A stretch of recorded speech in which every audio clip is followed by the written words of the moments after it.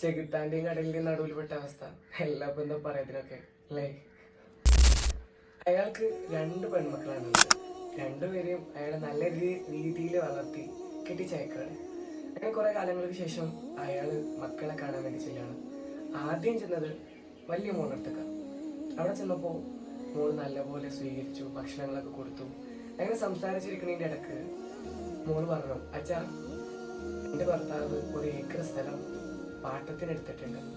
അതിലേക്ക് ഇറക്കാനുള്ള വിത്തുകളും ഇറക്കിയിട്ടുണ്ട്.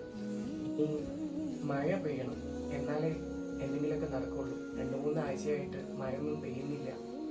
അതുകൊണ്ട് എങ്കിലും മഴ പെയ്താൽ മതിയായിരുന്നു എന്ന് പറഞ്ഞു.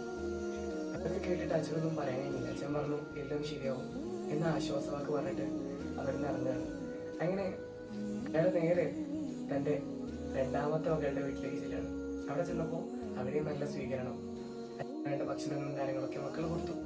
അങ്ങനെ സംസാരിച്ചു കൊണ്ടിരിക്കുന്നതിൻ്റെ ഇടക്ക് മകൾ പറഞ്ഞു, അച്ഛാ, എൻ്റെ ഭർത്താവ് ബാങ്കിൽ നിന്ന് ലോൺ എടുത്തിട്ട് കുറെ കളിമണ്ണ് ഇറക്കിയിട്ടുണ്ട്. അത് ചട്ടിയാക്കി മാറ്റിയിട്ടുണ്ട്. അത് വെയിലത്ത് ഉണക്കാനായിട്ടിരിക്കുകയാണ്. എങ്ങാനും പെയ്തിക്കാണെങ്കിൽ എന്നാകെ കുടുങ്ങിപ്പോകും. അപ്പോ അച്ഛനൊന്ന് ആലോചിച്ചു പോയി.